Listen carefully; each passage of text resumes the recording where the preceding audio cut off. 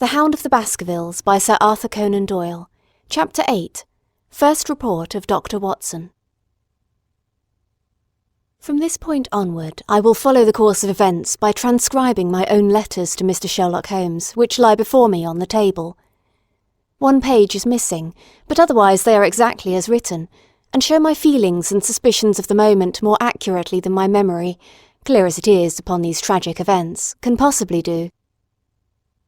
Baskerville Hall, October 13th. My dear Holmes, my previous letters and telegrams have kept you pretty well up to date as to all that has occurred in this most God-forsaken corner of the world. The longer one stays here, the more does the spirit of the moor sink into one's soul, its vastness, and also its grim charm.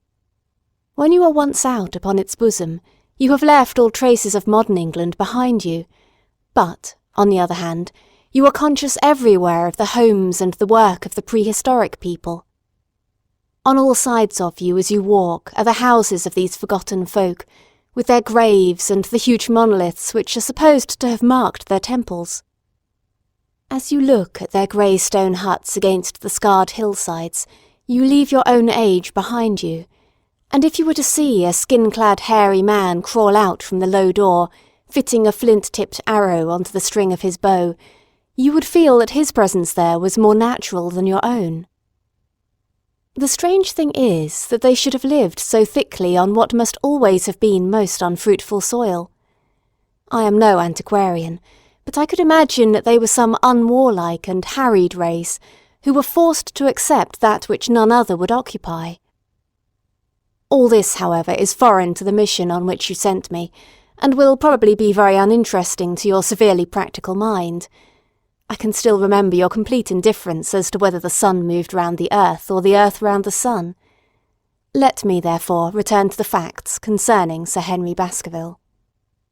If you have not had any report within the last few days, it is because up to today there was nothing of importance to relate. Then a very surprising circumstance occurred, which I shall tell you in due course. But first of all, I must keep you in touch with some of the other factors in the situation. One of these, concerning which I have said little, is the escaped convict upon the moor. There is strong reason now to believe that he has got right away, which is a considerable relief to the lonely householders of this district. A fortnight has passed since his flight, during which he has not been seen and nothing has been heard of him. It is surely inconceivable that he could have held out upon the moor during all that time. Of course, so far as his concealment goes, there is no difficulty at all. Any one of these stone huts would give him a hiding place. But there is nothing to eat, unless he were to catch and slaughter one of the moor sheep. We think, therefore, that he has gone, and the outlying farmers sleep the better in consequence. We are 4 able-bodied men in this household, so that we could take good care of ourselves, but I confess that I have had uneasy moments when I have thought of the Stapletons. They live miles from any help. There are one maid, an old manservant, the sister and the brother, the latter not a very strong man. They would be helpless in the hands of a desperate fellow like this Notting Hill criminal, if he could once effect an entrance. Both Sir Henry and I were concerned at their situation, and it was suggested that Perkins the groom should go over to sleep there, but Stapleton would not hear of it. The fact is that our friend, the baronet, begins to display a considerable interest in our fair neighbour. It is not to be wondered at, for time hangs heavily in this lonely spot to an active man like him, and she is a very fascinating and beautiful woman. There is something tropical and exotic about her, which forms a singular contrast to her cool and unemotional brother. Yet he also gives the idea of hidden fires. He has certainly a very marked influence over her, for I have seen her continually glance at him as she talked, as if seeking approbation for what she said. I trust that he is kind to her. There is a dry glitter in his eyes and a firm set of his thin lips, which goes with a positive and possibly a harsh nature. You would find him an interesting study. He came over to call upon Baskerville on that first day, and the very next morning he took us both to show us the spot where the legend of the wicked Hugo is supposed to have had its origin. It was an excursion of some miles across the moor, to a place which is so dismal that it might have suggested the story. We found a short valley between rugged tors, which led to an open grassy space flecked over with the white cotton grass. In the middle of it rose two great stones, worn and sharpened at the upper end, until they looked like the huge corroding fangs of some monstrous beast. In every way it corresponded with the scene of the old tragedy.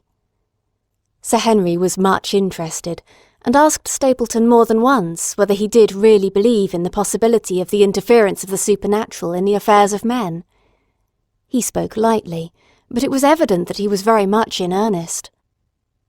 Stapleton was guarded in his replies, but it was easy to see that he said less than he might, and that he would not express his whole opinion out of consideration for the feelings of the baronet. He told us of similar cases, where families had suffered from some evil influence, and he left us with the impression that he shared the popular view upon the matter. On our way back we stayed for lunch at Merrypit House, and it was there that Sir Henry made the acquaintance of Miss Stapleton. From the first moment that he saw her, he appeared to be strongly attracted by her, and I am much mistaken if the feeling was not mutual. He referred to her again and again on our walk home, and since then hardly a day has passed that we have not seen something of the brother and sister. They dine here tonight, and there is some talk of our going to them next week. One would imagine that such a match would be very welcome to Stapleton, and yet I have more than once caught a look of the strongest disapprobation in his face when Sir Henry has been paying some attention to his sister. He is much attached to her, no doubt, and would lead a lonely life without her, but it would seem the height of selfishness if he were to stand in the way of her making so brilliant a marriage. Yet I am certain that he does not wish their intimacy to ripen into love, and I have several times observed that he has taken pains to prevent them from being tête-à-tête. By the way, your instructions to me never to allow Sir Henry to go out alone will become very much more onerous if a love affair were to be added to our other difficulties. My popularity would soon suffer if I were to carry out your orders to the letter. The other day, Thursday to be more exact, Dr. Mortimer lunched with us. He has been excavating a barrow at Long Down, and has got a prehistoric skull which fills him with great joy. Never was there such a single-minded enthusiast as he. The Stapletons came in afterwards, and the good doctor took us all to the yew alley at Sir Henry's request, to show us exactly how everything occurred upon that fatal night. It is a long, dismal walk, the yew alley, between two high walls of clipped hedge, with a narrow band of grass upon either side. At the far end is an old tumble-down summer-house. Halfway down is the moor-gate, where the old gentleman left his cigar-ash. It is a white wooden gate with a latch. Beyond it lies the wide moor. I remembered your theory of the affair, and tried to picture all that had occurred. As the old man stood there, he saw something coming across the moor, something which terrified him so that he lost his wits and ran until he died of sheer horror and exhaustion. There was the long, gloomy tunnel down which he fled. And from what? A sheepdog of the moor? Or a spectral hound, black, silent, and monstrous? Was there a human agency in the matter? Did the pale, watchful Barrymore know more than he cared to say? It was all dim and vague, but always there is the dark shadow of crime behind it. One other neighbour I have met since I wrote last. This is Mr. Frankland of Lafter Hall, who lives some 4 miles to the south of us. He is an elderly man, red-faced, white-haired, and choleric. His passion is for the British law, and he has spent a large fortune in litigation. He fights for the mere pleasure of fighting, and is equally ready to take up either side of a question, so that it is no wonder that he has found it a costly amusement. Sometimes he will shut up a right-of-way, and defy the parish to make him open it. At others, he will with his own hands tear down some other man's gate, and declare that a path has existed there from time immemorial, defying the owner to prosecute him for trespass. He is learned in old manorial and communal rights, and he applies his knowledge sometimes in favour of the villagers of Fernworthy, and sometimes against them, so that he is periodically either carried in triumph down the village street, or else burned in effigy, according to his latest exploit. He is said to have about 7 lawsuits upon his hands at present, which will probably swallow up the remainder of his fortune, and so draw his sting and leave him harmless for the future. Apart from the law, he seems a kindly, good-natured person, and I only mention him because you were particular that I should send some description of the people who surround us. He is curiously employed at present, for, being an amateur astronomer, he has an excellent telescope, with which he lies upon the roof of his own house and sweeps the moor all day, in the hope of catching a glimpse of the escaped convict. If he would confine his energies to this, all would be well, but there are rumours that he intends to prosecute Dr. Mortimer for opening a grave without the consent of the next of kin, because he dug up the Neolithic skull in the barrow on Long Down. He helps to keep our lives from being monotonous, and gives a little comic relief where it is badly needed. And now, having brought you up to date in the escaped convict, the Stapletons, Dr. Mortimer and Frankland of Lafter Hall, let me end on that which is most important, and tell you more about the Barrymores, and especially about the surprising development of last night. First of all, about the test telegram, which you sent from London in order to make sure that Barrymore was really here. I have already explained that the testimony of the postmaster shows that the test was worthless, and that we have no proof one way or the other. I told Sir Henry how the matter stood, and he at once, in his downright fashion, had Barrymore up and asked him whether he had received the telegram himself. Barrymore said that he had. "Did the boy deliver it into your own hands?" asked Sir Henry.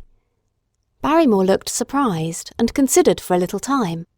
"No," said he. "I was in the box room at the time, and my wife brought it up to me." "Did you answer it yourself?" "No, I told my wife what to answer, and she went down to write it." In the evening he recurred to the subject of his own accord. "I could not quite understand the object of your questions this morning, Sir Henry," said he. "I trust that they do not mean that I have done anything to forfeit your confidence." Sir Henry had to assure him that it was not so, and pacify him by giving him a considerable part of his old wardrobe, the London outfit having now all arrived. Mrs. Barrymore is of interest to me. She is a heavy, solid person, very limited, intensely respectable, and inclined to be puritanical. You could hardly conceive a less emotional subject.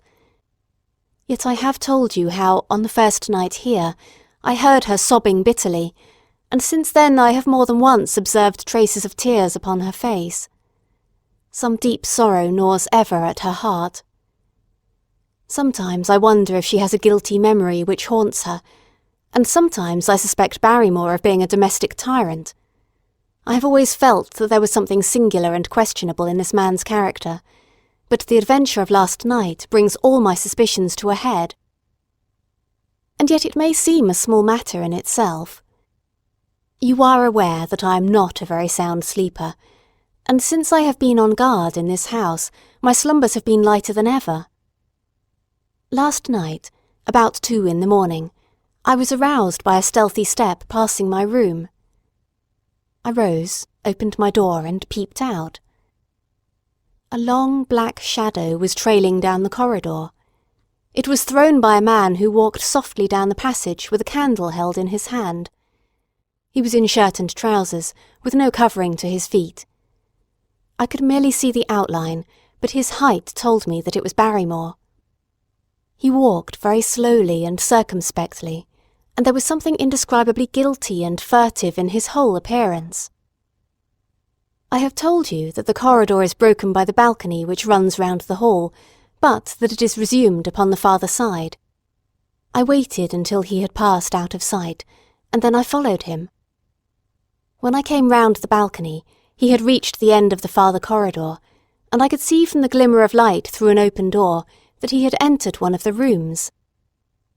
Now, all these rooms are unfurnished and unoccupied, so that his expedition became more mysterious than ever. The light shone steadily as if he were standing motionless. I crept down the passage as noiselessly as I could and peeped round the corner of the door. Barrymore was crouching at the window with the candle held against the glass. His profile was half turned towards me, and his face seemed to be rigid with expectation as he stared out into the blackness of the moor. For some minutes he stood watching intently. Then he gave a deep groan, and with an impatient gesture he put out the light. Instantly I made my way back to my room, and very shortly came the stealthy steps passing once more upon their return journey. Long afterwards, when I had fallen into a light sleep, I heard a key turn somewhere in a lock, but I could not tell whence the sound came. What it all means I cannot guess, but there is some secret business going on in this house of gloom, which sooner or later we shall get to the bottom of. I do not trouble you with my theories, for you asked me to furnish you only with facts. I have had a long talk with Sir Henry this morning, and we have made a plan of campaign founded upon my observations of last night. I will not speak about it just now, but it should make my next report interesting reading. End of Chapter 8.